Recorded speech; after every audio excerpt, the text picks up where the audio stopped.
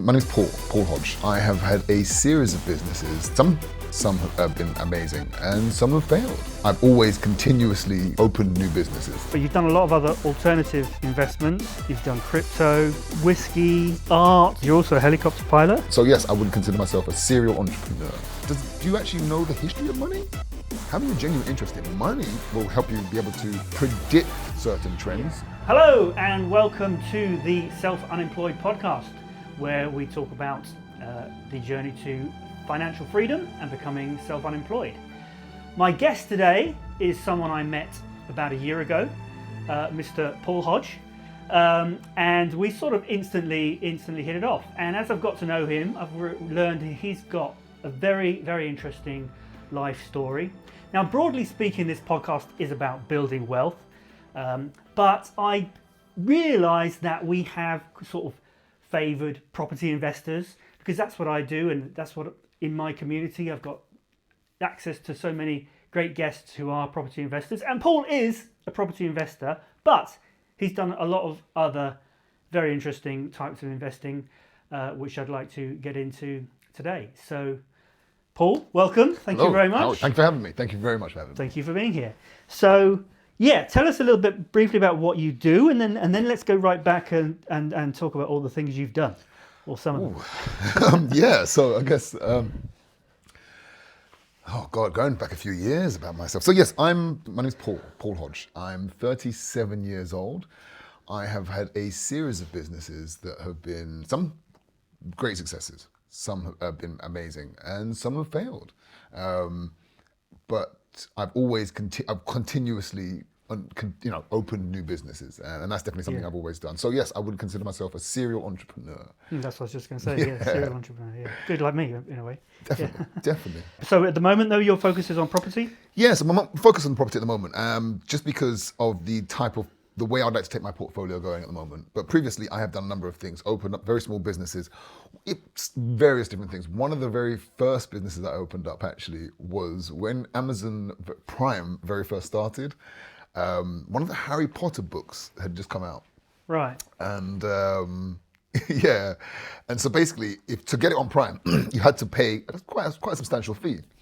So what I did is that if you wanted to get it, but a little bit cheaper, you'd have to wait 2 weeks. So I bought about 1,000 books, and then just waited 2 weeks, and then primed them all. And yeah. You mean like Amazon, like Marketplace, sold them? Yeah. So actually, they have a technical FBA, exactly. FBA, fulfilled by Amazon. Fulfilled by Amazon. I've done a bit of Amazon too. Yes. Exactly that, and that was sort of like one of my first sort of real delve into businesses, just because I saw an opportunity, and I was able to make the most out of it. Yeah. Yeah, and I still do a little bit of it today, to be fair. Right. Yeah. Okay, so I know also that you've come from quite humble beginnings. Yeah. So let's go back there. Tell us about where you were born. Where did you grow up?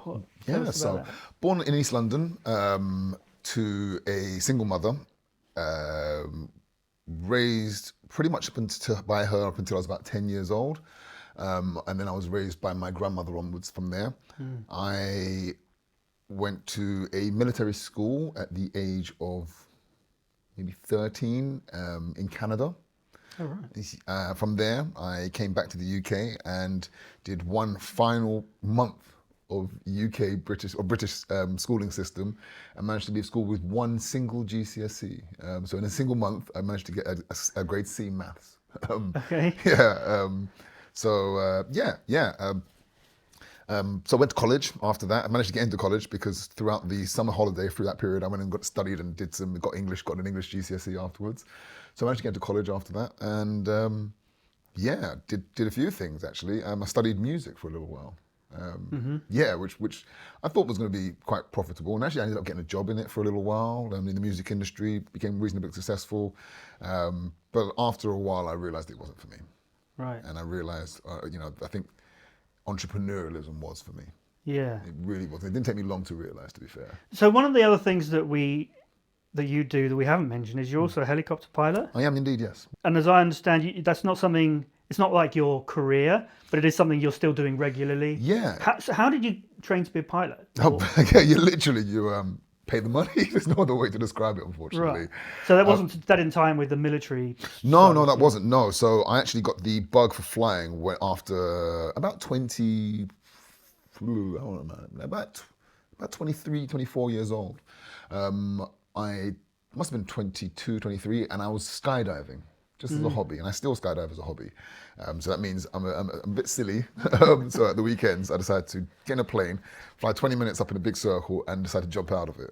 It's the most insane sport, but it's also the most thrilling, and it's also one of the safest as well.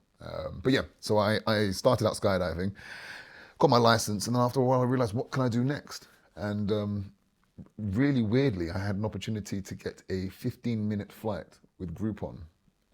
As everybody probably knows what Groupon is, just an online service where you can buy little experiences. Yeah. And I thought, you know what, it's 15 minutes, let me buy two. Let me see how good it is, really. Can you do them back to back? I did them back to back. Oh, you can do yeah, that? yeah, I Okay. did them back to back. So I didn't have to do a start up twice. So I saved myself a pretty penny. And I fell in love, man. I fell in love. I really did. And I knew that that's kind of what I wanted to do, really. I wanted to fly. I really did. Right. But you just paid for that. And so you were already doing some of your own business or working? Yeah, exactly that. So at the time when I very, very first started, I just sold a business actually, a very, very small business. It's actually, a very, very small business. It was actually my second business. My very first business was actually a marketing company, which was it was called Lemon Pig, which was quite a nice little name. My first client was Google, my second was Spotify, and my third was O2. And then I realized very, very quickly I did not want to be in an office, sat behind a desk, just answering calls, speaking to people in with a certain manner and a certain tone. And yeah, I didn't like it. I didn't like it. I mean, it's cool being in the city, it's cool being out and stuff like that, but it gets very bored very quickly. Very quickly. The shine wears off. So let's get into the investing. Yeah. Now, we'll get to property because that's what you're doing now, but you've done a lot of other alternative investments. Certainly. You've done crypto, whiskey, Yeah. art. Yeah. So yeah, let's just go through those. Yeah, so I've got quite an interestingly structured portfolio. And the moment, like you said before, I'm heavily invested in property. That's where I'm moving things at now. I have a very, very large investment in, well, not very, but percentage-wise, in art. Art I find is very, very secure because I choose blue chip artists only. So I don't look for emerging artists or anything like that. I don't look to sort of make huge amounts of gains, but I look for blue chip artists. Andy Warhol, Banksy, stuff like that, names that sort of resonate. So, and then I've also invested in the next sort of like tier down in my portfolio and sort of like the pyramid would be whiskey for sure. I find whiskey, again, is a very, very interesting investment because whiskey is, just like art, also free of capital gains tax, right? So that's number one. The tax man's always gonna be after your money. So, I mean, definitely try to invest in things that are favorable towards you as an investor. So yeah, the fact that the investment doesn't need to be as good It doesn't. because of the tax. You're absolutely right. It's quite advantageous. And actually, the investments are usually very good if you do the correct due diligence.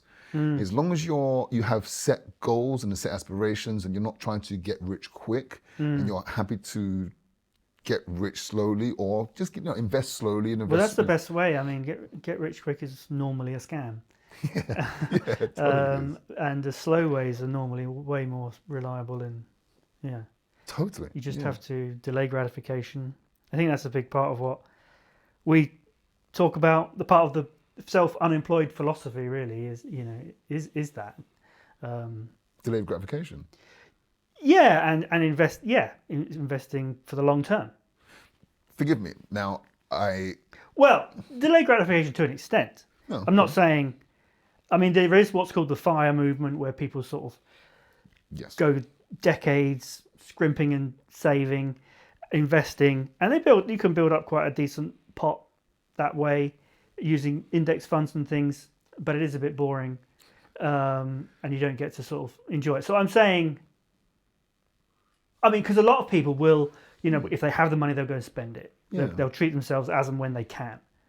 And they'll never put anything into a sort of long-term investment, rental property or whiskey or anything. Yeah. And that's what I'm saying. So I'm not saying don't enjoy yourself at all. No, I'm just saying that's a really interesting perspective. I'm saying delay some gratification and put it into something long term, even if it's an index fund, or probably better property or some of the things you're talking about. Totally agree. I mean, the delayed gratification thing is actually something I was thinking about on the way here, on the way to this podcast, because I really do believe it's a principle that was instilled in me from at a very, very early age, actually, and it's been easy for me to continue with it because it was instilled in me at a very early age. But also, I think you actually hit on a very, very interesting point there about the enjoyment of your investments. Yeah. Actually, because there is no enjoyment in investing in index funds. Yes, you get to see the numbers and get to see there may be sort of like, it might be quite interesting when you open up the Business Insider or anything like that, or BBC News first thing in the morning and to see what's going on. But really and truly, you have no control over it, no interest in it really, and it's not that. Well, it does help you to be motivated to sort of see what's going on in the economy, and then you sort of see how the world works in a way. But yeah, you're right for the most part. I'm all for it, definitely. I mean, I'm not going to say that I don't. I try to max it, or I'm not try. I max out every year my stocks and shares ISAs every single year. So it's not like, because that's another big tax advantage. Exactly. And if you've got a job, like most people, and you'll have a pension, you'll have a workplace pension, and that normally what your company puts you in will be a crap fund that's hardly going to make any money. They want something really safe that's not going to lose money, but it's not going to make much money either. So what I always used to do is, like, every 3 months or so, I would transfer the balance from my workplace provided pension into a SIP, which I can buy whatever I want with, and I put it all in Tesla. Oh, right. Right. So, yes. Okay. Yes. That makes sense now. So, and I really think that understanding pensions and ISAs is a really important thing for people to do. And that's why that is phase 2 of the self-unemployed phases of wealth. That's which interesting. You can learn about on episode 1. Yeah, that's interesting. You're absolutely right, because that is a fundamental understanding of anything. I think you also got to have a genuine interest in money. Now, a lot of people like to think they have an interest in money, but they don't really have an interest in money. And when you say money, you mean wealth? No, money. Okay. Yeah. I mean, do you actually know the history of money? Do you actually know how money started? Do you actually know why we use paper notes? Do you actually know why any of this? Why anything? And why it's not pegged against the gold standard anymore, the US dollar. I mean, you actually have having a genuine interest in money. Yeah, like actually, what money actually is. What it actually is. Yeah. I mean, that will really help. So whether it's sort of, like understanding ISAs, whether it's understanding, your SAS and SIP pensions, whether it's understanding, whether it's diversified investments or anything like that, having a genuine interest in money will help you be able to predict certain trends as well as sort of see repetitions within trends, because we've had the repetition of a currency going out of use and a new currency coming in many times before. So we're talking about cryptocurrency in history, but probably outside of anyone's life, or well outside with anybody's life. Yeah, exactly. Whether we would. I mean, there's been smaller currency. You're talking like a major currency. A major shift from a we had the euro being introduced and a bunch of currencies being disbanded. Definitely. But that's a bit of a different. That's not a currency failing. No, it's not currency failing. Them moving to something that they thought would be better, which is kind of different.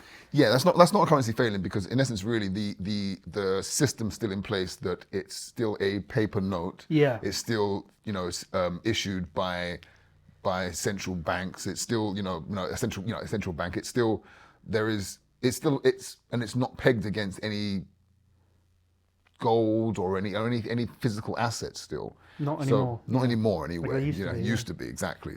So there wasn't really much of a change. You're absolutely right. But however, there was a time when we traded with shells. There was a time. Loads of things have been traded. Exactly. In fact, there's a book by, I think it's one of the what's that sci-fi book? Not the Hitchhiker's Guide. I think it's one of the Hitchhiker's Guide books where they used to use there's a planet where they used to use leaves as Yeah. as currency. Yeah, that wouldn't be so bad.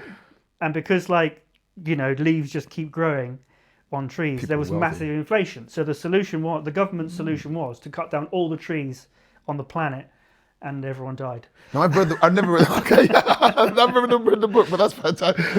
That's brilliant because no oxygen, right? That's fantastic. I never read the book. That's one I might have to get around to reading actually. Because you're absolutely right. We've seen this repetition of before. We've seen the how money changes and stuff like that. But it changes. Currency changes. How we actually look at it, whether it's gone from shells, whether it's gone to paper notes, where merchants were in China were actually using paper notes instead of an IOUs. Then it was sort of US dollar being pegged to the gold standard. Then it was removed from the gold standard. Then so you're saying that the actual nature of money has evolved over time? Yeah, not only the nature of money, but you also have to have an interest in it, and understanding it will definitely help you understand what ISAs are, what SIPs are, and actually just having a genuine interest in it. Interesting thing. I did do a talk about inflation and interest rates at some of the inner circles, and one thing. So money is defined. Well, economists will talk about three main roles that money plays.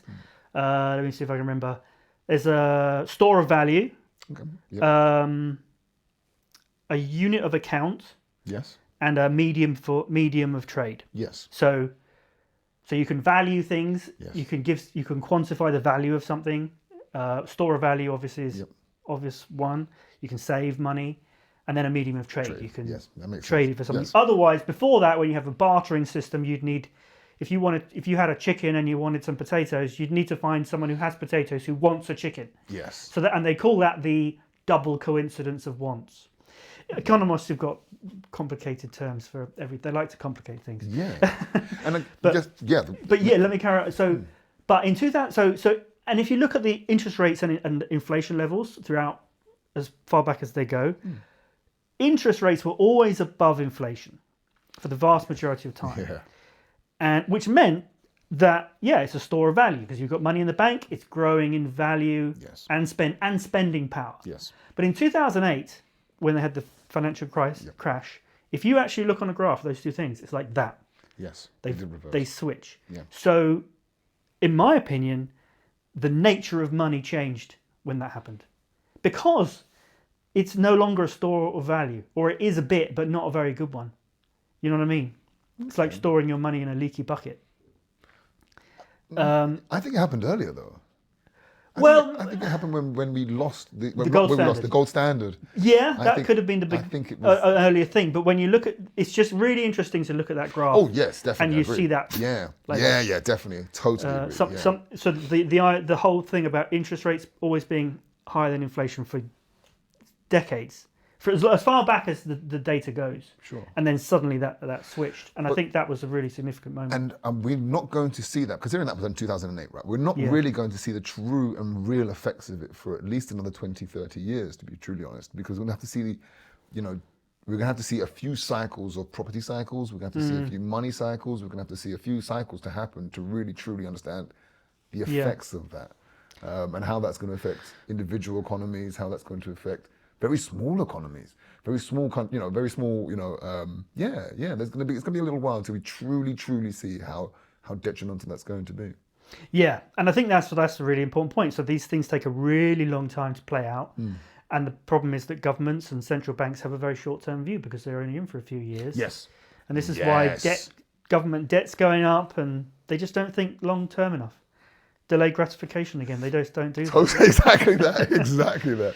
And actually, going back to that point, and I want to say just a big thank you to my grandmother, because delayed gratification was something that actually came up, and I was thinking about on the way here. My grandmother, like I said, I grew up in a household where after about the age of 10, I was living with her, and my grandfather used to send me £10 every month in the post, like a little £10 in between two bits of newspaper stuck in the post for me. And my grandmother used to recognize his handwriting in the morning when the post came in and take it. And she would, and it really used to pissed me off, quite frankly. It really did. And then she And takes she'd take her tax. Yeah, she'd take a fiver out of it. Yeah, that pissed me off, man. It really, really did.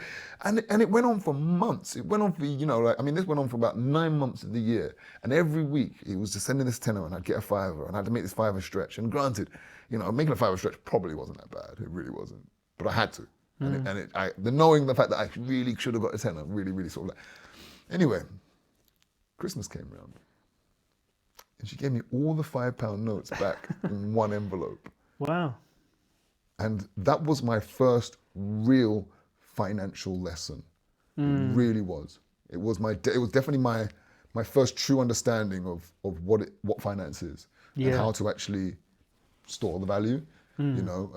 How you could use the other £5 that I was using on a weekly basis to go out and buy sweets or whatever crap I was buying, right? Yeah. And the value, and not only store the value of it, but the actual being able to quantify an item or anything like that. She made Christmas for me. She made Christmas. That was what. And that was probably a really important lesson for you, because do you know about the marshmallow test or something? I think they call it. Go for it. They got a bunch of kids. And they said to them, they put 2 marshmallows in front of them. No, 1 marshmallow in front of them. And they said to them, okay, we're going to come back in 10 minutes. You can eat the marshmallow if you want. But if you don't eat the marshmallow, we'll give you another one and you can have 2. And this is a long time ago.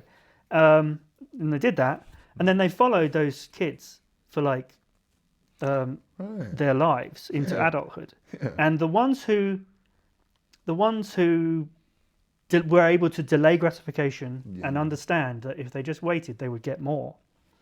They did better in life and became more wealthy on average. That's funny. Yeah, I'm not surprised. So that may have had an impact. I think because culture. You were forced. You weren't given the choice. I wasn't given the choice. No, I was not given the choice. And to be fair, I still take some of those principles with me still to this day.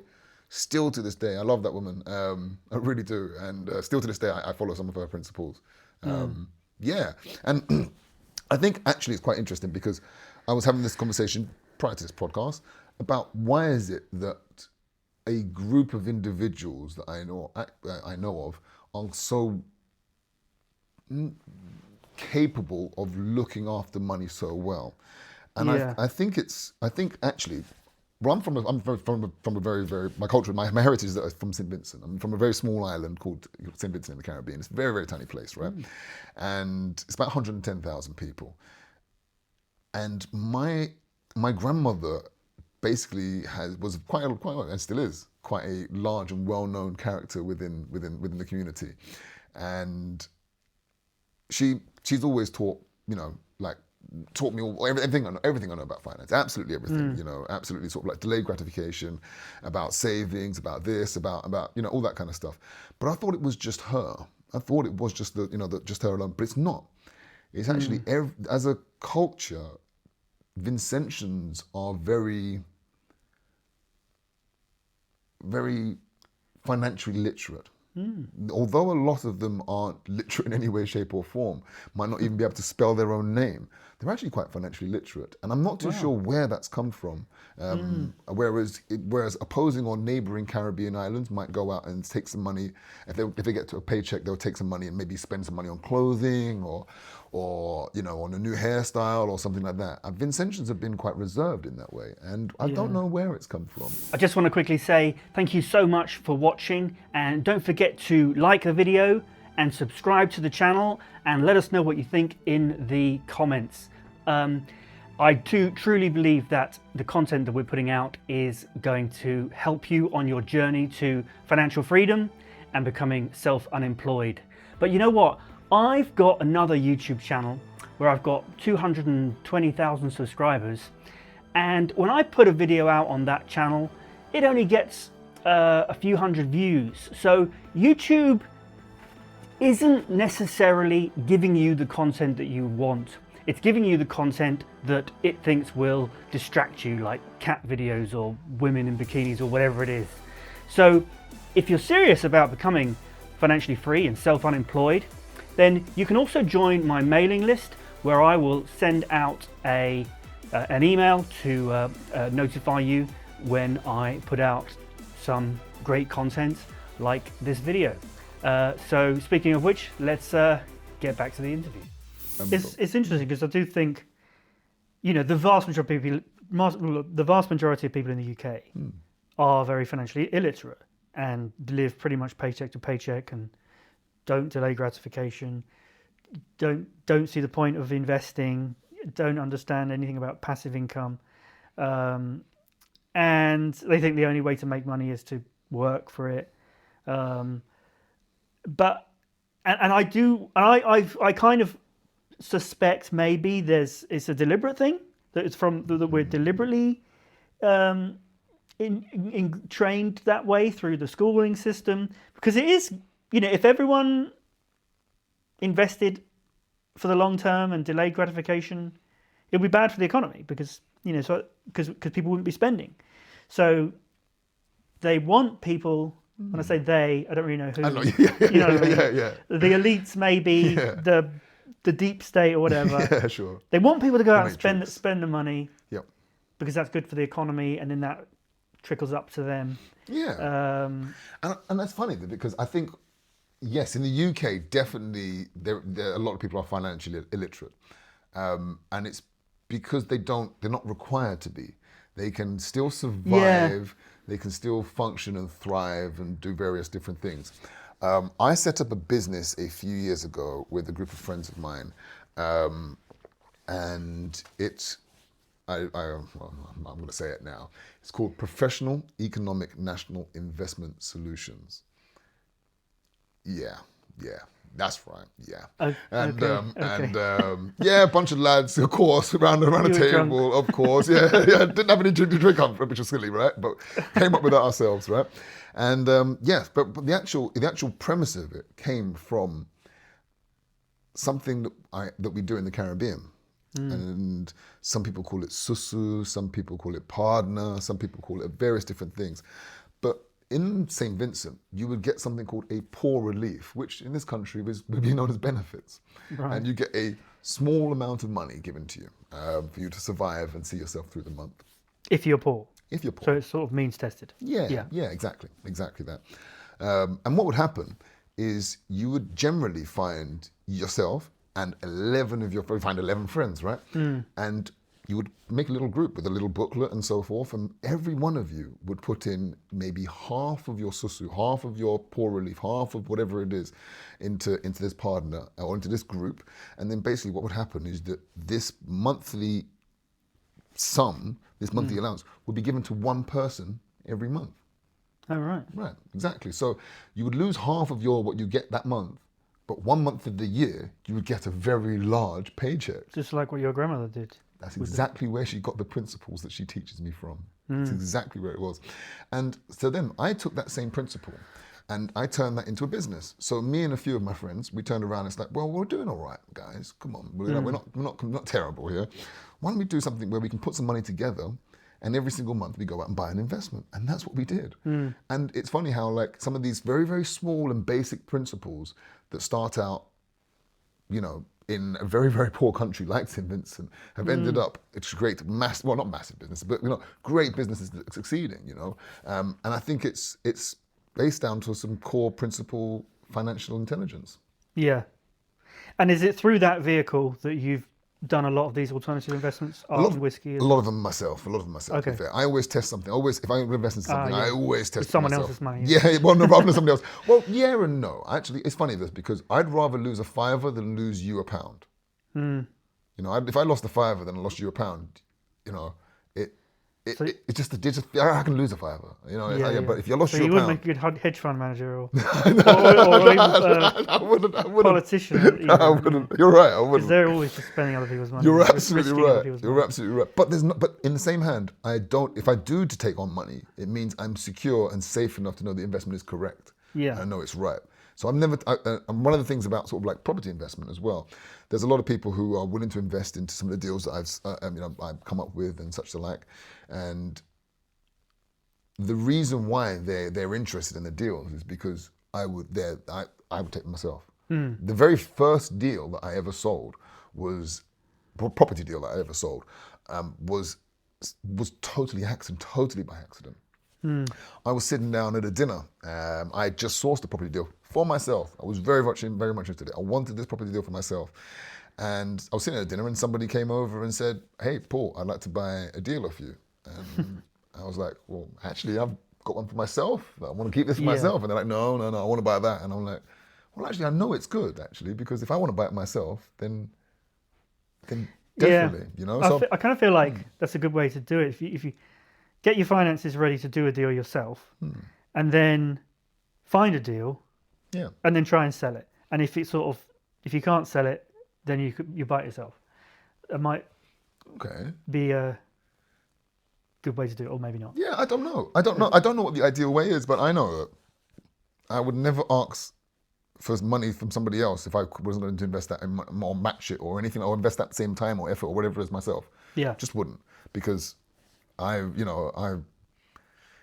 also want to make some money. There is that as well, you know. There's and it's all about equal risk and trying to take the risk away from people, you know, and such like. But it's a difficult area. It's a very, very sort of like, it's a minefield for people, man. So look, before we get into property, I do want to get into property, obviously, but these are the things that you've invested in. I think crypto, people know what crypto is, but how did tell us a little bit more about whiskey. And let's just do like 5 minutes on whiskey and 5 minutes on art. Sure. Because I'd really like to, those are things that people don't really know about so much. Yeah. So how does investing in whiskey work? So whiskey's an interesting one. And then actually there's a lot of other types of alcohol that you can do this with. Rum, you can do it with wine and so forth, but I like whiskey. Not only to invest in, but also to drink. So whiskey for me is very, very easy to invest in because I'm also interested in it, just like I'm interested in money, what we spoke about earlier on. So distilleries, they create whiskey. Yeah. They distill whiskey. But for whiskey, or at least Scotch whiskey, to be classed as Scotch whiskey, it needs to mature for 3 years and 1 day for it to be classed as Scotch whiskey. Now you're a distillery. What do you go and do? You can't just continuously make barrels of whiskey over and over and over and store them all. You just can't. Very expensive, yeah. Very expensive, right? And the storage and all that kind of stuff, and the insurance, and the fact that you have to go get raw materials to continue distilling. It just doesn't work. If you were to start, you wouldn't make any money for 3 years and at least 3 years and a day. And then you have to bottle it and so forth afterwards, and then pay. It's so you need a huge investment, massive investment for a distillery. Yes, exactly. So that's right, where I come in, or any savvy investor. And what they'll do is they'll come in and distillery will sell us a barrel of whiskey, or two, or a pallet, or whatever it is, and so forth. And those barrels of whiskey are stored at the distillery. So it is a specific barrel that you own. A specific barrel. You own. So barrels. If something happens to that barrel, you are insured. You're insured, right? You're insured. You're totally insured. Yeah. So. Yes, you turn up. You can literally turn up at any day of the year, during working hours, literally, and pop it back and have a little sip if you really, really wanted to. If you really want, but nobody does. Nobody does. You're eating your investment. Exactly, nobody does. But you can do it. It's yours, right? But yes, so they are numbered barrels, and it's HMRC that really spend a lot of attention and the time on the barrels, right? Because what happens is, during the process of the whiskey maturing, there is a thing called the angel share, where a portion of it evaporates. Yeah. So the angels are up there enjoying themselves, very much so. And imagine, say for example, and that can change between like 1%, 2%, 3%, however much the barrel is and so forth. And imagine then you turn around and after 20 years, it's the angel share is taken 3% every single year, and then you go to bottle it. Well, HMRC will be very, very interested to know exactly how much is in that barrel. So HMRC go and check the barrels pretty much every single year. Yeah, they're very, very hot on it. However, as an investor, we're not interested in that because you only pay tax when you bottle it. Okay. Right? So we don't actually bottle it. We buy the barrels of whiskey, then after 3 years, 1 day, we sell it back to the distillery, who then bottle it and sell it and pay the tax on it. We don't pay tax on it. It's free of capital gains tax again. Right. Now, it's 3 years, but it can be longer. I mean, a lot of whiskey's God, matured for 12 years. Yes, of course. Obviously, yes, it's an investment, yeah. So, I mean, you can have multiple strategies. I mean, in terms Do you get to choose? Can you say, Yeah. we want to keep this for 12 years? It's yours. You can do whatever you want with it. After 12 years, you can drink it. You know, I mean, look, there's loads of things you can do. I mean, yeah, you can drink it. I mean, I've got a special barrel that I've put aside for my daughter's wedding. You know, if she ever decides to get married, you know, I'm going to need a few drinks for that day, that's for sure. Okay. So, you know, and let everybody else have a few drinks. You know, there's, you know, so you get to choose it. You get to choose when you want it to mature, and you decide if you want to, you know. Yeah. So if someone wants to do this, where do they go? I mean, very, very simple. Just go to the distilleries. You can do. You very much can do. You can walk into a distillery and turn around and say, look, I'd like to buy some barrels of whiskey. You can also go to a broker. You know, so a broker will be able to advise you, give you, you know, an understanding of what distilleries are good, what might sell in the future, what has previously sold very well, and having a genuine interest in whiskey as well would help. Yeah. So yeah. But I would have thought there's got to be some cowboys in the industry trying to scam people off. So, are there any like brokers that you name who are legit? You literally can look for a whiskey great broker. Brokers, yeah. There's do your tons. due diligence, make sure they're legit. Exactly. And you can go and see the barrels. You can, guys. You can go see the barrels. Go up there and visit them. You can go and have taster days. For crying out loud, that's the whole. I mean, that's half of the fun. You can actually go enjoy your investment. You know, another one. Say for example, classic cars. Why not buy? If you buy a classic car, the idea is that you might be able to at one point, one day of the year, 2 days of the year, you might go enjoy your investment. You know, it's the same with whiskey. Have you done classic cars as well? I like cars. I really like cars. Anything with an engine, I really like cars. I really, really do. Yeah. I've bought and sold a few cars. Yes. I have some. I've had got a few interesting stories with cars. But I think that'll probably be another time. To be fair. Okay. Yeah. Okay. That's probably a whole nother podcast. It really is. I absolutely love cars. Yeah. Yeah. Okay, so that's interesting about whiskey. Yeah. Tell us about how investing in art works, because I've seen there's websites where you can buy shares in art, and again, it seems like there's too many people taking a commission, but you know, you were talking about actually you buy the whole art piece, right? Yeah, I do. So, yeah, tell us how that works. Really simply, so you that. have two types of art, really. You have the originals and you have the prints. Okay, so an artist may go out and create an original piece, and it would be, you know, like I said, it'd be worth millions potentially, like, especially if they're a blue chip artist. And and blue chip is something I'll explain a bit later on. So a blue chip artist would be someone like Banksy, would be like Andy Warhol, would be like Jean-Michel Basquiat, would be blue chip artists. You know, there's lots of big names. And what you would do is they would create an original piece, and then they'd also create some prints as well. Yeah. And the prints they would actually go out to sell. Now, Banksy in particular was quite famous for doing this, because he would create an original, and then he used to sell his prints out the back of a van at car boot sales for like £40. Yeah, I remember. I've seen him. Well, I haven't seen him in person, but I've seen video of him. He had like a market stall or something. Yeah, and he was just selling them for really cheap. 40 quid here and there, and then look what they're worth now. What are they worth now? So a Banksy print like that potentially now could be worth anywhere between, you know, £50,000 and 250, 300 grand, very, very easily. And they were on that same stall for like £40. It's insane. It really is. So yeah, you have two types of art. Yeah, so the original and you have the prints. Both of them are massive investment. Both of them are great investments. Obviously, the originals are far better investments, but also prints are as well. As long as you have something called the certificate of authentication. And that's it, really. So as long as it's all, you know, because it's the scarcity that gives it the value. Yes. Right. So if you and that's why people might think you're just buying a print. There's no scarcity, but they are limited. There's a limited number. Exactly, 25, 50, stuff like that. And then, say for example, you might also get misprints as well, which push the value of them somewhat much higher as well. You also get signed and non-signed, okay, which is another thing. And you also get very, very, very scarce, you know, prints.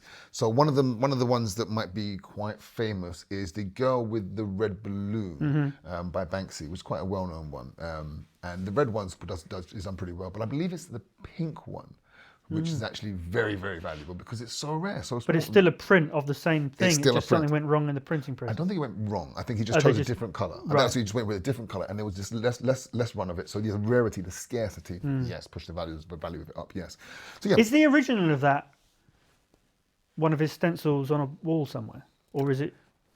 Now, please don't quote me on this, Okay. all right? Because I should have to probably check this post-podcast.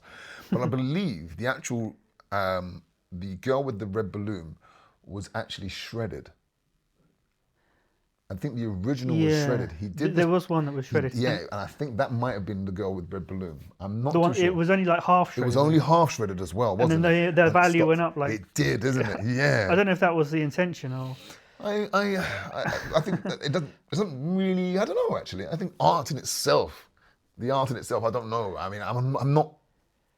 I wouldn't. I don't know whether I'm it was interested like supposed to completely shred as a kind of comment on the whole disgustingness of the art world, and how it's all the rich and ways of avoiding tax, and There you are. That's exactly what it is, isn't it? because that's what Banks is kind of all about. It's all of his artwork's got some sort of social comment.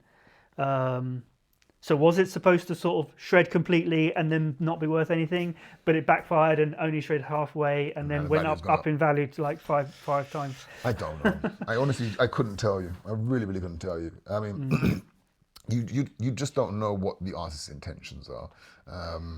Yeah. There are some okay, pieces but that- let's get back to how do people invest in art? Where do you go? I So you go to you're an art gallery. You Gallery, go to a gallery. Yeah. You go to a gallery. There's some galleries that you turn around and you can walk into. Some very, very famous ones. Yeah, I mean, again, you can Google them. Do your due diligence on them. There's lots of guys out there. There are some dodgy guys and some really, really good guys. But make sure you check out the history of the art galleries and so forth. But yeah, go to an art gallery, sit down with them, talk to them. There are some that you might even find in very large supermarkets and shopping malls. Might not shop there because they're looking for retail customers, but you're looking for an investment, aren't you? Yeah. If you're looking for it's the same with whiskey.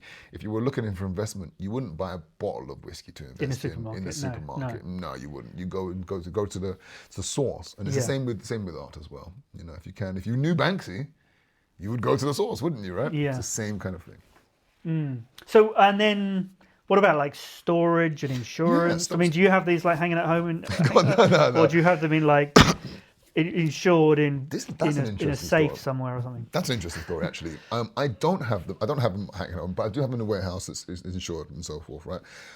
And what happens is that they do get showcased sometimes now and then. They get pulled out, they get put in the galleries, just in case there might be an exhibition going on specifically for that artist, specifically for a time of year, and your art piece might have that theme going on.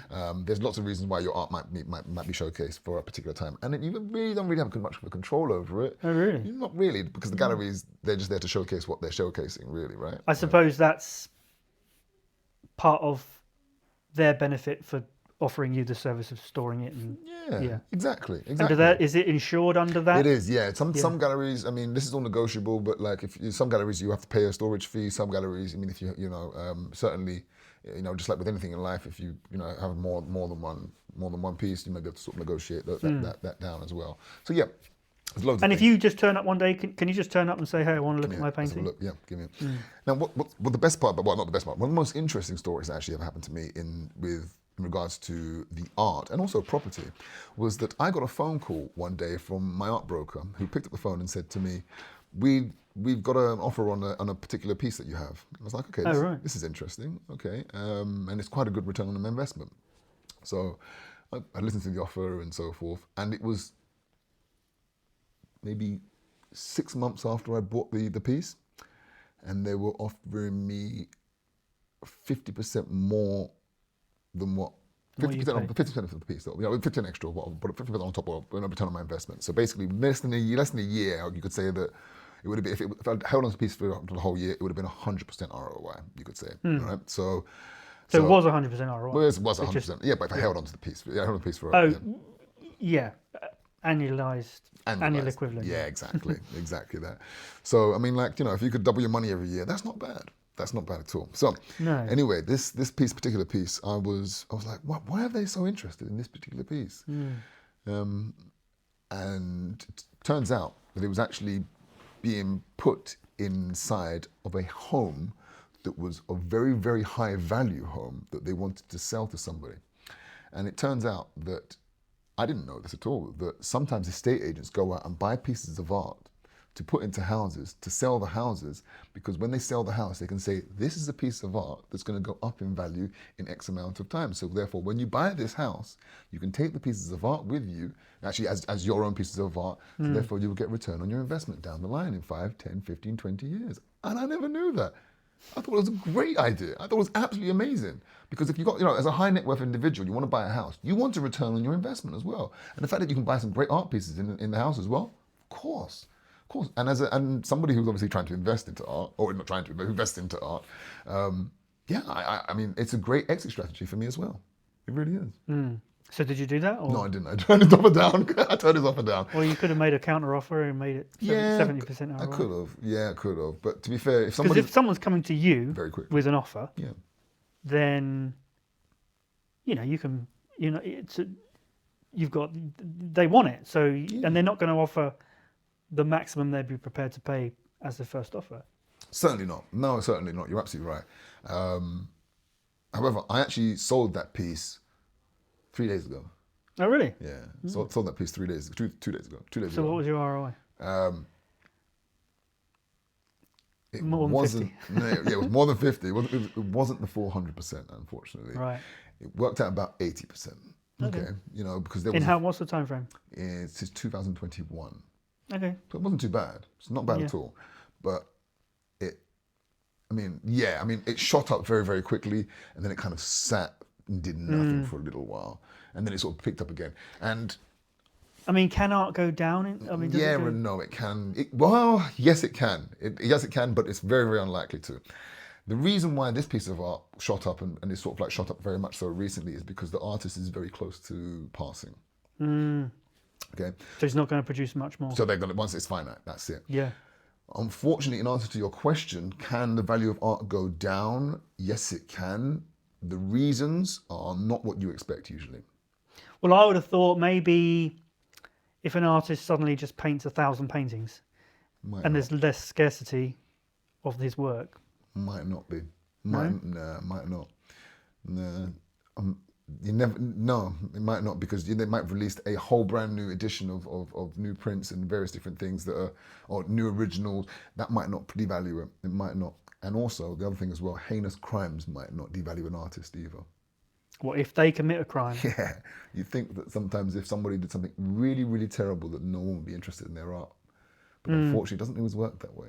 No, I think, you would think that their image would go down, but actually, in reality, kind of like Michael Jackson. Yeah. Okay. I'm going to say like genuine Michael Jackson memorabilia is probably worth more now than it was before the Never Never Land stuff. Yeah. Yes, you're absolutely right. I mean, that's partly because he's died. I think when he died, everyone sort of forgot about all the other stuff he's the done. heinous shit that anybody... Yeah. Okay, so... Because he wasn't going to be able to do it again, I suppose. I'm going to name drop somebody, and if it means that like I get sued or whatever it is, I don't really give a shit, because what people do is wrong, right? Like Rolf Harris. Rolf Harris painted the Queen. And was caught as part of Operation U Tree and is now a convicted pedophile. Yeah. Yeah, though his art wasn't devalued. Didn't go down in value. I mean, I guess that's an open fact. Saying that somebody committed a heinous crime, it's an open fact. He was convicted of it, so I guess I can't be sued for that. But yeah, he fucking did something really terrible, and unfortunately his art wasn't devalued. Yeah. Yeah. So. Yeah, but yes, that's another investment. So yes, property is one aspect of things. Art is another one. Whiskey is a very, very interesting one. It's a little bit more long term for me, just because I like the fact that. So, we didn't really talk numbers on whiskey. Just quickly, what kind of ROI are you looking at on whiskey? So you're looking around 12 to 20%, really. A year. Yeah. I mean, and you're really trying to look at that's base. That's terrible. Yeah. If you really try something that's just not quite vanilla. Right. Something quite generic that you can guarantee to sell down the line in 3 to 5 years and stuff like that. Really, really small distilleries. Yes, you can get a much larger ROI on it and so forth. but your entry points are going to be a lot higher, and stuff like that. So your entry point might be sort of around 10 to 15,000 pounds a barrel. Whereas if you want to say, for example, 20, 30%, you might have to get barrels at 3,600 pounds, 4,000 pounds, stuff like that. And it also depends on the age as well. So the growth period between, say, for example, year 10 and year 18 is much more than it would be between year 3 and year 10. Because of the scarcity. Exactly. Because all the other investors don't have the Their delayed gratification. They don't have exactly that. Yeah, they want their money off. Yeah. Really Okay, so hang on a minute. You're saying whiskey you can get very safe 20% returns, very safe. and that's capital gains free. Yeah, exactly. Property, art similar. Art is a lot riskier, and there's other things as well. There's other factors as well. Is the speed in which you can liquidate your art as well, right? So and timing in the market. So you'll also be fine. You also recently we had quite a large crash, in terms of not a large crash, but like a little dip, really, basically, in terms of crypto, in terms of we've had quite a little bit of a dip. You mean like recently, as in because of the tariffs and all that? Exactly, the tariffs, exactly that. Yeah. And what happened was you found that a lot of pieces of art came to market because a lot of people panicked. Okay. And although these people are usually quite savvy investors, they're not really that savvy, because when things like that happen, you're meant to buy. Yeah. You really are. Like everybody's Well, maybe panicking. they were selling the art to buy cheap stocks. True, potentially. You're absolutely right. But then what happens is everybody else has the same idea. And then the market's flooded, and you can't really sell your pieces of art for what you want. So it's liquidating the art when you want, how you want, at the top of the market, and timing that market correctly. That's very, very difficult. But what I'm getting at here is like, okay, that's really good returns, right? Yeah. So why are you doing property where you get much less returns? No, actually, I mean, you don't get much less return. You get a cash flow, you get capital appreciation, you get. It's more liquid. It's a little bit more liquid. Stable. Yeah, it is, and also you have to diversify your portfolio. You can't just be heavily invested into whiskey. You take a skill and be very, very good at that. Of course, whether that might be sales, marketing, accountancy, finance, or whether that might be whatever it is, law, whatever it is, take a skill and be very, very good at that. But do not take an investment and be solely focused on that, because investments and the market changes, and you need to be able to sort of adapt and change your portfolio accordingly. Now, one of the best books that I've ever read is definitely a book called The Intelligent Investor. You read it?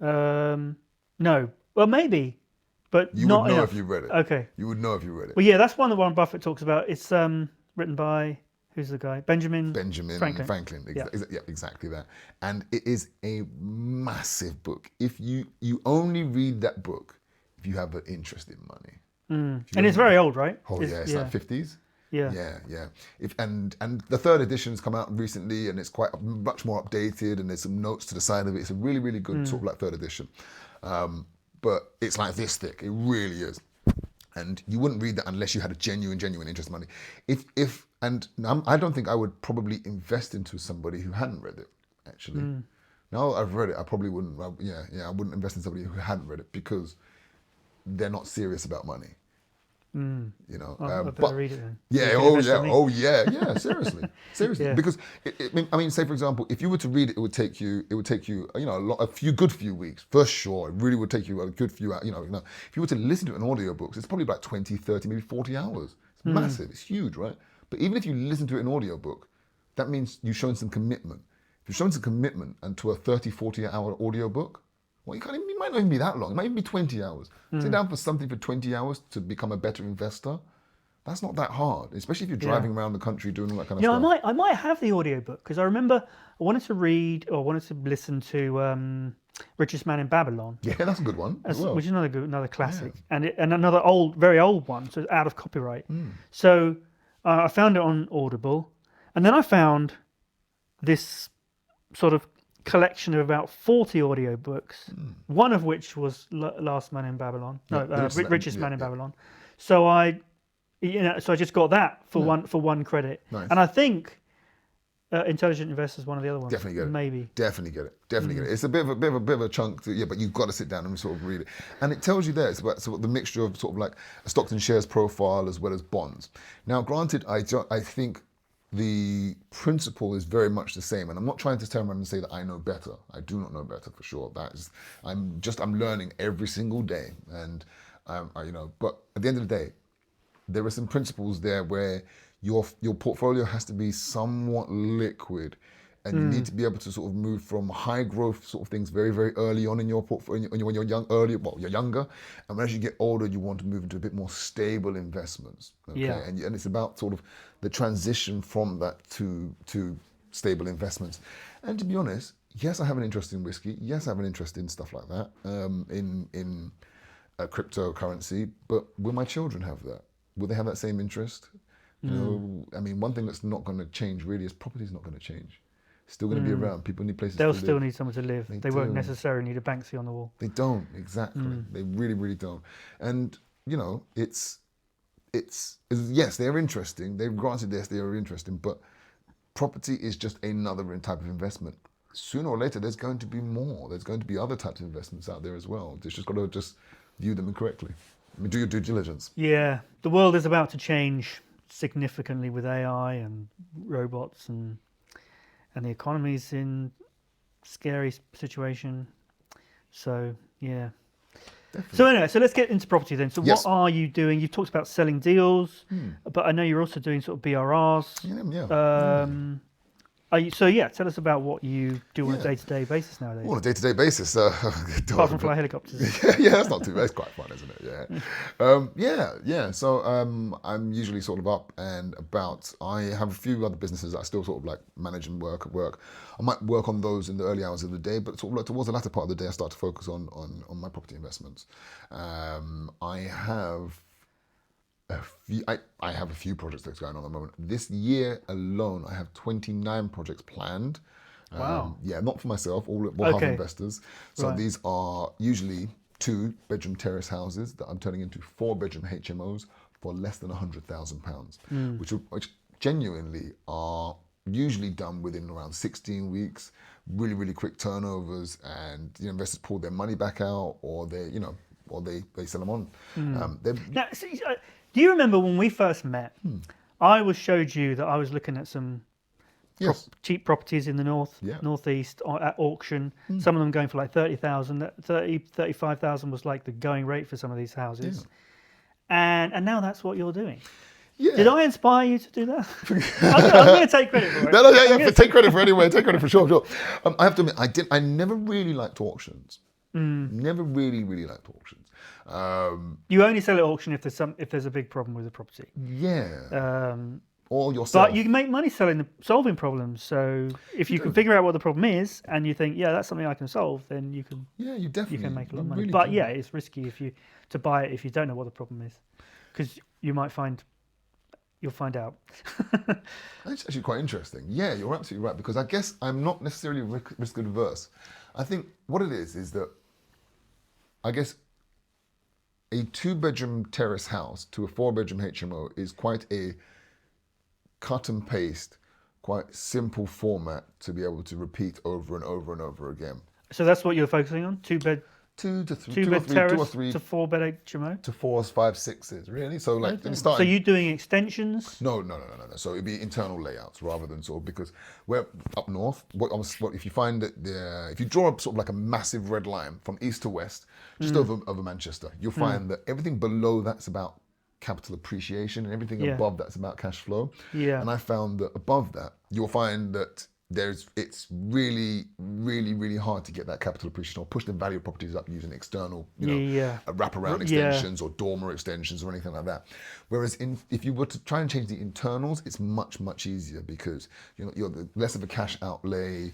You can really create these HMOs from with relatively small outlay, to be fair. And what you were saying about the cash flow, the HMOs are going to give you much better cash flow. Yeah, they really do. And I mean, I think the idea with any business, and actually sort of why did I get into property? I think it's just to also be self-sufficient. to be self-sufficient and be very, very easy, so you don't have to do anything. After a while, you just want to be able to pick up a phone, speak to a few people that you know are good people that have your best interest at heart, and get stuff done. Whether that's pick up the phone to your art broker, whether that's to your your whiskey broker, or whether that's to an estate agent. It's all the same thing, isn't it? Really, you want to make sure you've got a good team around you. Yeah. So you say you've got 29 projects. Yeah. So, but some of those are for investors. So the investor owns them. Yes, of course. And you are managing the renovation. Yeah. So we source the properties, we find the properties, we will manage renovation, and then we'll also help them find a number of things. Whether that might be a legal team, so actually get them through legals and so forth. Our quickest turnaround actually for legals has been 13 days. So that means like literally getting from a deal to investors' hands to actually keys in their hands, 13 days, which we're pretty proud of. So that literally means from getting the actual deal to the investors in front of their eyes to the point where they've actually got the keys in their hand. The second thing we also can do is because the properties are pretty cut and paste, they're almost pre-approved by lenders already. And we've got private lenders who will definitely lend against them, but we've got bridging solutions, we've got all kinds of ways that you can get into the property. Then we've also got a mortgage team as well that can actually help you get out of the property as well if you want to refinance and get out of the property as well. But the last thing, and I think this is the key thing for my investors, is that we have an internal build team. Yeah. Internal construction. And because you're sort of doing the same thing each time, they know exactly what to do, which save you so much time. It does. It really and money. Does. Yeah. Not only time, money, but also consistency and a good quality bit of work because we know exactly what to expect, how to do it as well. But also, it also means that when it comes around to creating a business, we can systemize it. So I currently use a piece of software where it's quite easy. I can, if say for example a tradie or a chippy or a plumber is off sick, can't make it and stuff like that, it's quite easy to replace them. It really is, because the job that we've done it 20, 30, 40 times before. No, we haven't done 20, but say for example, a rip out, or even say for example, putting a kitchen in. It's quite easy to do that over and over and over again. Yeah. And although the person putting in the kitchen in might not be the same person, we can know exactly how long it should take.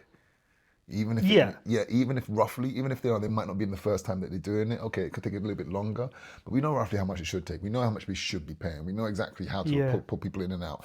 So, because that's one of the hardest things about BRR, getting into BRR, is knowing, especially if you're not a builder, is knowing estimating how much the renovation is going to cost. Yeah. So if you've done it before, then you can really hit the ground running, and scale, because you've got a really good idea of the numbers. Yeah, certainly. I think with anything now, with any good sort of like BRR, you need to be able to walk in, open the front door, and go, this is going to cost this much. Yeah. Straight away. Yeah. Which is easy to do if you've done a few projects before. Very difficult to do if you haven't done any. Exactly. Yeah. Exactly that. And you'd be surprised what you can do. BRRs are very, very interesting. BRRs to HMO are very, very interesting. I'm currently doing a BRR to SA actually, which is on the beachfront, which is a very, very nice one. It's one I'm keeping myself. It's actually a lease option. I secured it for £1, which is absolutely lovely. Nice. Beachfront house for £1. Yay. Very exciting. So we're literally about to rip that out in the next 10 days. I think we're about days a day. I think we're Friday. So about 10 days time. Start at a weekend, pull the whole thing out, and it's going to be that's probably one of the most exciting ones for me, because it's serviced accommodation. I don't really do serviced accommodation, but the fact that you open the front door out onto the beach, literally onto the beach, it's hard not to. Usually I like to do HMOs. Yeah. Well, yeah. But then service accommodation is not just about holiday lets. It's not. In fact, I think that seems to be a small part of it, really. People want the sort of long-term contractors staying. So, but if you've got something like that, then you're going to be able to charge a real premium as a holiday let. So definitely. But will you manage that yourself, or are you going to just hand it over to someone else to manage? I think for me, after a few years in business, I've been in business for 20 years now, running various different businesses. I've got a 14-year-old daughter. I kind of want to spend some time with her, man. Yeah. Yeah. And also, if you take on too much, then you're not really starting a business. You're just creating a job for yourself. And yeah, no, absolutely outsource stuff. Get the experts to do stuff. Totally. I mean, if you think experts are expensive, I mean, it's going to cost something. You should try hiring a novice. I mean, it's a hell of a lot more expensive. Brilliant. You're absolutely right. You're totally right with that. And you know, if you've never done it before, you are a novice. Yeah. So yeah, it might end up costing you more money in the long run to manage it yourself, especially when you factor in your time and the stuff that you miss out on. Totally. Like, you know, totally. Yeah, I mean, I've just I'm in the process. I've got 2 flats, and switching them from single let to service accommodation. The first one literally had my first guests at the weekend. Lovely. Congratulations. Thank you. Yeah, and I'm not going to get involved. Well, I'm involved a little bit with the managing, but only in terms of getting things set up, really. Okay. But once it's up and running, I don't expect to hear anything except when they hand over we'll transfer any money every month. Yeah. And that's because you want to keep yourself quite distant and put hands Yeah, off because I want to scale. I want to think, and I want my time to be focused on the next project and scaling the business. Have you ever read The Cash Flow Quadrant by Robert Kiyosaki? I read Rich Dad Poor Dad, and then I think I got about halfway through. God, that's another book I have. Yeah, and you know what? It's really Cash Flow Quadrant specifically. Yeah, specifically. I need to read it again because when I read it, it was just because I enjoyed Rich Dad Poor Dad so much that I wanted to read something else. But I think maybe that was I wasn't ready for it, maybe because I wasn't really doing business at the time. Right. So I think maybe I need to have another look at that one. I think that's a really great book. And actually, I think one of the key things about any sort of successful entrepreneur is the amount of stuff that the amount of good media that they consume. It's not about stuff you read.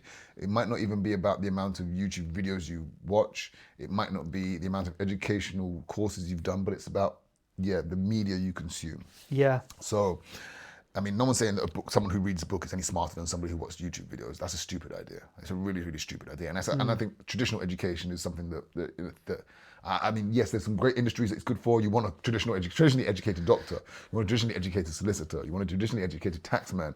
But you don't necessarily want a traditionally educated entrepreneur. Definitely not. No. But going back to actually what the reason why I got into property, which you asked earlier on, well, it was actually partly also because of that book. Cash Flow Quadrant. Yes, without a doubt.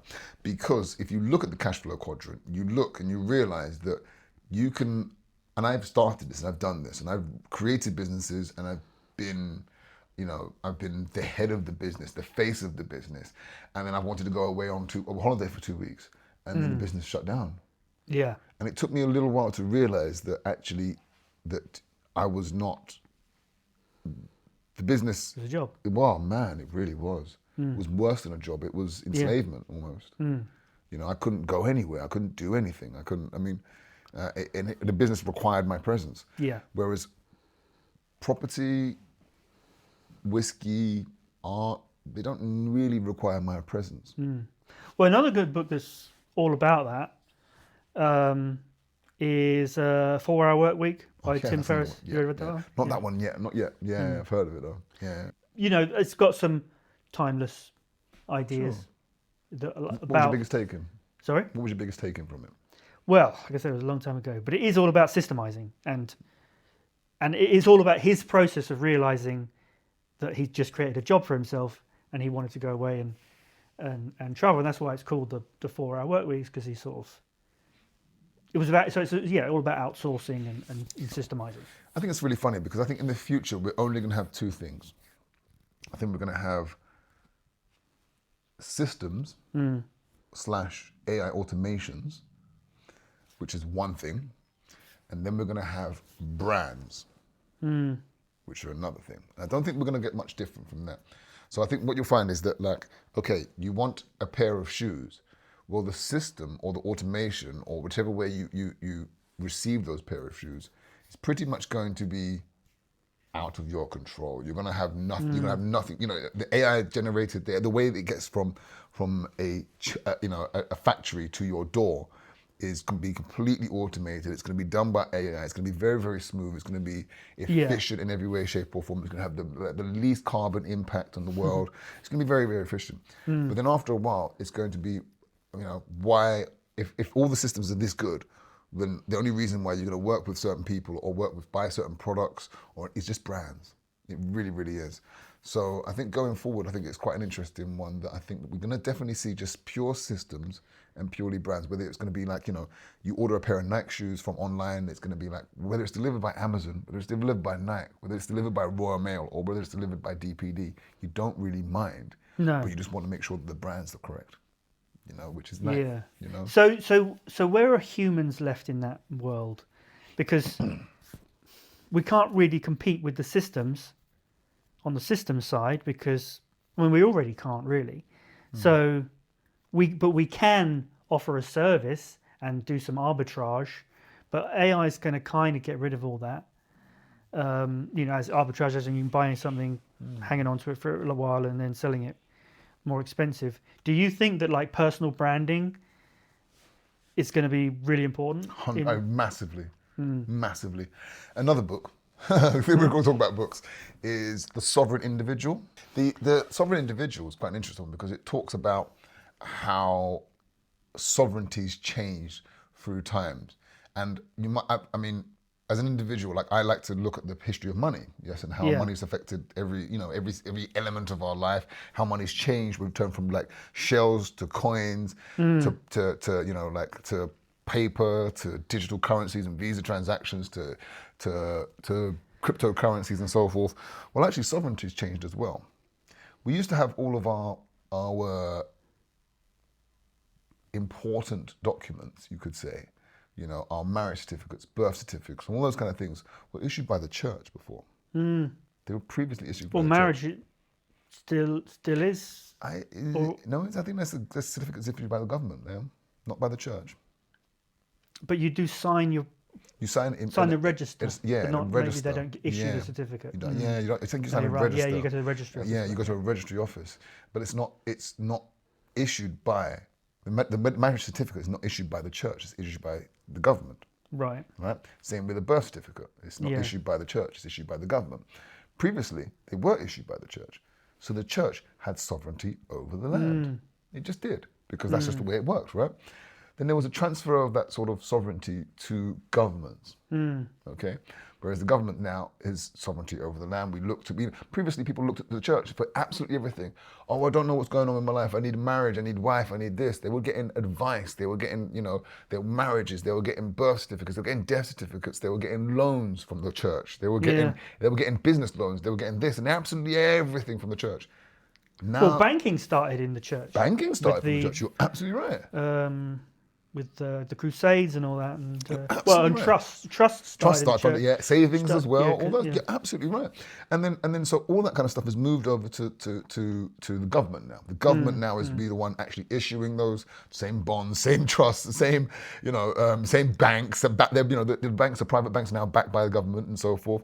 And they're also offering our certificates and various different things. But they're also the ones that potentially are also housing us as well. Also providing us with jobs. And what's happening now is we've gone from the church to the government. We're going to move to the individual.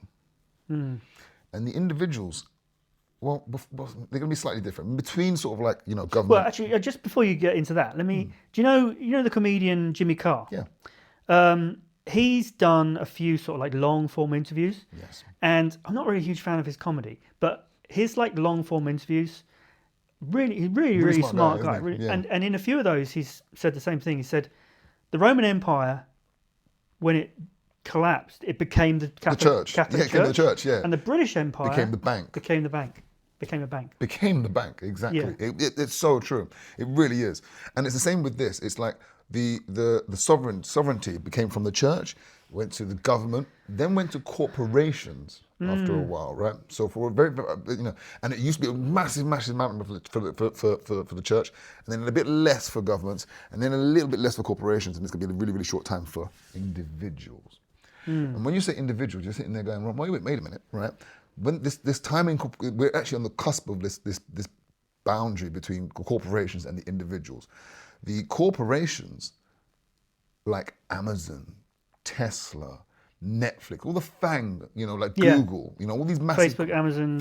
Apple, Google. The end and was Netflix, but I think they're sort of out. Well, I don't know. I mean, Netflix just hit $175 today. all-time high. Is that smashed it, all-time high. Yeah. Because they spiked up during COVID, and then they came down again. Oh, but they're back all-time high. They're all-time high again, right? As of today. So you got to have an interest in money. Forgive me. I do. Yeah, especially Tesla. Yeah, for sure. Yeah, exactly. But then all these corporations are sort of like now, are holding on to all their power and their wealth and so forth. I'm not saying they're not issuing wealth. They're not issuing, marriage certificates and death certificates and birth certificates. They're not yet. They're still issued by the government and so forth. But they're pretty much issuing you your ability to get married, because they own like all the dating apps and stuff like that. They're like in terms of your your birth and your information, all your data, all that kind of stuff. It's owned by Facebook and Amazon. So like social media has sort of taken on some of that sovereignty. It has. It really has. Then what's going to happen? We're no longer going to look anymore at these corporations. We're going to look, and you can see it happening, at the individuals, at Jeff Bezos, at Elon Musk. And that's what's happening right now. Oh, so you don't mean everyone will have individual sovereignty over themselves? There's a few individuals who will have sovereignty over everything. Yeah, we lost that. Oh, right, yeah. Yeah, okay. We lost that a long time ago. I was thinking... We were hoping for that, I thought you were going to say it's going to, we'll have individual sovereignty and things will be through the blockchain or something and we'll have control over it. To a degree, yes. That would be nice. That would be like... But it is. The individual sovereignty, it will exist. You're absolutely right. But it will only go to the ultra wealthy. Because in essence, really, it's like if you own a... Bitcoin is finite. If you own if you're a Bitcoin whale, after a while, you'll be able to pay people in Bitcoin. You'll be able to get paid in Bitcoin. You'll be able to have a controlling element of that financial structure, right? So you will be an individual. People will turn to you for work. People will turn to you for their needs. And it's the same where previously that same sovereignty was held by corporations. So it's, yes, we are going to get some of it back, but it's those people who are going to be, quite frankly, when there's blood on the streets, they're the ones scooping up all that blood and making the most out of it. It's those guys that are really that are going to kill it in the next cycle, man. It really, really is. The individual sovereignty is no longer about your own sovereignty. It's about who are you going to be sovereign to. Are you going to be sovereign to Jeff Bezos or Elon Musk? It's basically it. I'm Team Elon. Yeah, you are, aren't you? Yeah, you are. I'm not going to be around for it. Where are you going to be? I'm going to be 6 foot under. Oh, right. Yeah, I'm not going to be around for it. Yeah, I don't think we're going to see it in our life. Okay. I hope we don't. Just, I'm not really, I quite like things the way they are. Yeah. So wait, we were talking about what you're doing in property. Yeah. We've gone off on a big tangent. So let's bring it back to what you do for your clients. Yeah. You source the property. Correct. You can manage a renovation. Yes, you could do everything. Absolutely. We're talking about bridging finance, mortgages. You sort of have all that sorted. Yeah, all in place. And I think it's the key part for the investor is about removing the risk. I think that's what it is. For the investor, I mean, the type of investors that we usually have, they might not necessarily high net worth individuals, but they're time poor individuals. They don't have the time to go up to the northeast. They don't have time to go up to the northwest and invest in these small little, like little BRRs and so forth, or even slightly bigger ones or whatever. They just don't have the time to physically be there doing that. So that's why we get involved. Yeah. And we take all that risk off their hands. And we take all that, the headache off, out their hands. Yeah, and in fact, the first 2 BRRs I did, I worked with a company that offers a similar hands-off service. I didn't even need to go to the properties. Fantastic. I chose to because I wanted to sort of get involved. But because I've done that, now I kind of want to get a bit more involved in my next projects. I'm interested in the sort of Bedford area where they're building this new massive Universal Studios. Yes. I think that's going to be a really good area for service accommodation during construction and so it will be contractors for the next 5-6 years, and then it will switch to a sort of more holiday let type thing. Awesome. And the capital appreciation is going to be massive. Going to be good too. Yeah. So, got a couple of other things I need to sort out first half of this year, but second half of this year I'm going to be making that my patch. Awesome. Well, that's my current plan anyway. Who knows? Plans always change, but They do indeed, don't they? Yeah. I think you definitely got the right idea. Definitely Bedford. Definitely trying to do something up there where you've already seen the plans for it. It makes sense, man. Yeah, definitely makes sense. So that'll be good. So so if people want to work with you, they like the idea of investing in converting a two-bed terrace house to a 4-bed HMO, but they don't want to get involved. They've got a lot of money, but not time. They're maybe cash rich or time poor. And then you don't need to be that cash rich, because you talked about bridging finance and stuff like that. So how much would someone need? Well, you know what? My last deal actually. Okay. So my last deal was £39,999, £1 shy of £40,000. Yeah. You know what that is? Yes, because you told me the other day. But I also knew, because I bought my last house for the same price. It's just below the threshold for the stamp duty. Yeah. Perfect, right? The refurb on it is 30 grand. So you're looking at 40 grand spend, 30 grand refurb, end value is £95,000. And it's actually a flip, straight cash. And they're going to pull all their money back out within 16 weeks.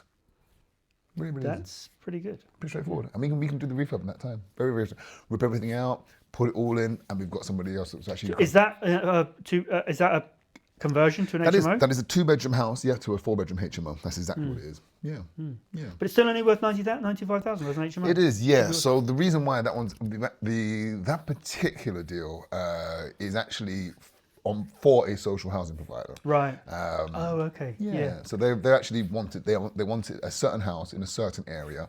But they're buying it though. They are buying. Right. Interesting. Yeah. And that's kind of what we're working with at the moment. We're working with quite a few social housing providers to source properties. Sometimes we put them out on the open market. I think social housing is great. Social housing is great. It's very good if you want something really passive. Yeah. Because a lot of the deals, you'll rent or lease it to the social housing provider for like 5 years, and you can pretty much forget about it. So you get a 5-year mortgage, hand it over to a housing provider, and the rent's going to come in. It covers the mortgage, and that very passive. Absolutely right. You're absolutely right, and that's where kind of it was really what we like to do. We like to sort of like put things on social housing providers so that it's stable. I mean, also the fact is what I've learned through business as well is that it's also nice to help people. You'd be surprised how valuable that is in terms of actually, you don't just get paid in terms of monetary value, but they're actually helping people. And sadly, I think there's going to be a growing need for social housing. Yeah, there is. And it is partly because of it's partly because of landlords, but really it's because of the government's changing the underlying business model, making it less profitable. So a lot of them are selling up, and making it harder. Which and all these rules and regulations that they're imposing, it all means rents are going to go up. The EPC thing, it just means there's going to be more costs, and everything's going to. The landlords often, especially since mortgage rates increased, they're often on very thin margins. Yeah. So they can't just pay £10,000, especially on a £40,000 house. You really can't. Saying you've got to pay £10,000 to increase the EPC rating, it just doesn't work. It's all going to mean that just rents are going to go up. You're absolutely right. And then that's going to mean that there's a certain segment of the market that can't afford that. They're going to end up on the streets. They're going to end up in social housing. It's really sad, and it's all down to government meddling. They seem to want it to make it almost illegal for it to be profitable, but it's not profitable. No one's going to do it, and then this housing crisis is not going to get solved. To be fair, though, I think it's also a bit of a misunderstanding from the regular consumer. The fact is that you're absolutely right that it's not profitable. Because it's not profitable, less people are getting into it. Yeah. It is profitable, otherwise it wouldn't be in business, right? But the fact is it's become less profitable. Yeah. It's become less attractive. It's still just You've got to be more creative with your strategies. You just do. To make you have to make it profitable. You've got to be. But it's not as attractive as it used to be. And what that means now, anyway, at least, is that there was a little bit of a backlash from just the general population and saying that, you know, landlords are bad. Landlords shouldn't be making this amount of money. Landlords shouldn't make any money. But if landlords didn't make money, then they wouldn't be encouraged to create good quality, cheap, affordable housing that's high. Yeah. You know, it just wouldn't be. Yeah, like all three of my BRRs in the north. A first-time buyer couldn't buy them because they were in terrible condition. You couldn't get a mortgage on them. Yeah. You couldn't live in them. Sure. So, okay, I didn't build them, but I made Rex homes, you know. And if I hadn't done that, so there's three homes housing probably 9 people that wouldn't exist if it wasn't for me. No, Now that's tiny drop in the ocean, but we need lots of. The ocean is made of lots of little drops. And if there was 80 more of you who did the same thing, I mean, 10 more of you, that's 80 people, you know. That. So it makes a massive difference. And there's plenty of houses up there that are in terrible that need work. That need the work. Yeah. I mean, one of the most interesting projects that I'm doing at the moment is I'm building 7 townhouses just half an hour outside Middlesbrough. And that's from building from the ground up. Wow. Wow. From the ground up. Yeah. It's a former bakery. It's an old bakery. It was knocked down, and now it's going to be 7 townhouses. And in the area that it's a requirement. Well, not a requirement, but there's a need for housing, quite frankly. It just is. There's a need for social housing. There's a need for new housing. But there's also a need for people to be brought up as well. New housing in an area brings up an area. It really, really does. It can. I mean, especially in areas like up in the northeast of England where there's a lot more social housing up there, but there's also a need for it. But we can also develop the area so it's a lot better, so it's a lot nicer for people to live in.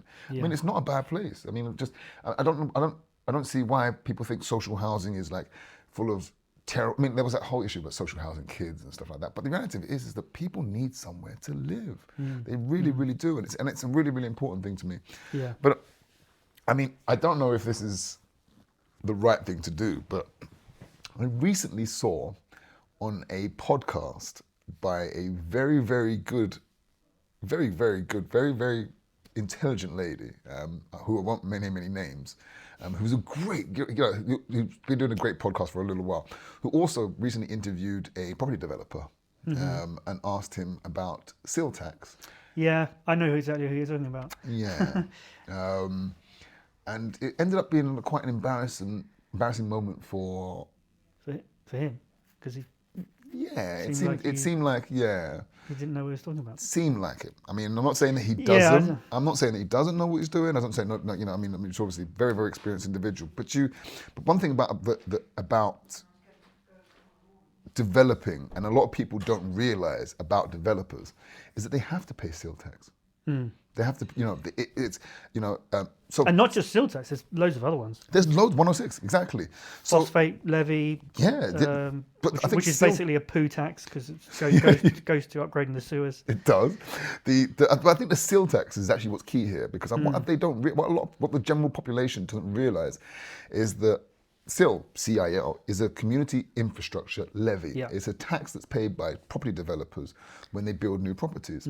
So when someone comes into the local area and builds you a bunch of houses, they're not just building usually a bunch of houses. They usually pay a tax to actually build new schools, new roadways, new this. Doctor surgeries. Exactly. Yeah. And so community infrastructure. Infrastructure levy. You're absolutely right. Yeah. So I think the key part here is that we need to change the narrative a little bit. We need to change the what it is for property developers, because we were constantly viewed as terrible human beings. Yeah. But if we were able to sort of showcase, or we put on the very forefront of what the CIL we pay on it, or the 106 that we pay on it, I think people's views might change of us. Yeah, I mean, I was looking at a very interesting deal, which I think I told you about. It was a very old house that had then been made into a boarding school, and so it had a swimming pool and a gym and things, and loads of rooms that were more modern. Yeah. And we saw that, and we thought, wow, there's huge potential to rent those rooms out, turn them into HMOs. You could have built sort of 3 or 4 HMOs in there, plus a few apartments. And it was expensive. It was like £4 million, but it was what it could have ended up being would have been worth way more than that, and it could have turned over a huge amount. But we spoke to an accountant, an architect, and they're the ones who know all about all these extra levies and taxes Yes. and things. And he was like, he did a report and was like, yeah, there's about another 8 million you're going to have to pay to do what you want to do on top of the thing. And we were like, well, we could actually do it for like 200,000, the first phase, and then once that gets going, that would fund the next phase. That was our plan. But our 200,000 budget went up to 8 million overnight once you include all these levies and council things. So which, That's a really good point. We were naive. No. That's a great point. That's a great point. We learned. It was but the point. Your point is that we pay this. We do, and not only that as well. Actually, I think you've actually hit on another really great point, because I think we've previously spoken about sort of like capital gains tax with art, with whiskey and so forth, and we've also talked about sales tax here. There's a bit of a trend and a bit of a thread that goes on through this, because there are properties or there are developments in certain areas where you don't pay sale, where you don't pay 106, where if you search for those developments, you'll find that the actual stuff becomes a lot more attractive. So as a developer, you've got to go out there and look at not just, are the numbers good? Or is this, there's other fees, other elements to it. And, the tax man isn't a bad person. Everyone should pay some tax. Everyone really should. At the end of the day, it's what keeps us, keeps kids in schools, and it keeps, that's what, school meals, kids' school meals. If you feel like you shouldn't pay any tax, then you're telling me that you don't want to pay school, kids' school meals, you're a bit of an idiot, right? But, so you've got to pay some tax, right? For free school meals. But the reality of it is that if you do developments that don't require you to pay SIL, or if you didn't, or you're not aware of that, then you wouldn't go and try and focus on those kind of things. But there are developments out there that you don't have to pay SIL tax on. You don't have to pay 106 on. Interesting. They really, really are. You just got to find them. That's all it is. And you rarely have to do it on a renovation, unless you're doing something big like what we were looking at. I forget the criteria. It's not. It's like over 100 square meters. Don't quote me on that again. But it's creating a brand new development and or an extension of over 75 or 100 square meters. One of the two. Can't remember. But that's up to you, right? Yeah, and it's not just that. It's all sorts of other fees for. There are certainly. There's and continuously with developments as well. You got to realise you're going to be thrown with this, thrown with that, thrown with this, thrown with that. It makes it very difficult to plan, and which again is why and to cost. I guess going into these things, it's really hard to know how much you're going to end up having to pay. Yes, yeah. I suppose this is where you need to get good planning consultants, really, good architects who really know all the things, and plan. Well, plan. I'll be That's honest what with they you. do. Right? Well, yeah, you say that, but then actually, no. Sorry. No. And the reason to disagree with you, I think the attitude you should have is you can't rely on them because they don't care about your business. All right. I looked once at a development that I was told I was going to pay SIL and 106 on by people that were very, very knowledgeable in the game. Turns out, because where we met, we were both educated by Samuel Leeds, one person who I'm willing to drop their name off because he's an excellent educator. We met at his lease option training, I believe. I can't remember which one it was, but I think I went to all of them at the same time, so yeah. Oh, but I've done them all as well. Yeah, but I think we met at that one particular because I think that's what my phone has anyway. Is it? Yeah. And I mean, so because I was trained by the best, I found out that I didn't need to pay. That I don't need to pay SIL or 106 on a particular development, whereas everybody else is screaming at me, telling me, "Yes, you need to. Yes, you need to." But actually, so what I'm saying is, I don't think it's having the right people. Actually, I think being educated by the best, by people who've done it before, who've done and every, literally put the shovel in the ground and done the, those are the people. That's yeah, vital. You're right. There's a lot of things that the experts don't know, or at least they're used to just doing things a certain way. Like I'm sure a lot of solicitors with this house that you're just the last one you bought, which was 39,999, they would have just said, the stamp duty is this much, and so you've really got to, and I've made the mistake of just assuming that they're experts in their field. They should be experts in their field. They should know what they're doing. And the house before last that I bought, the solicitors really made a mess of it.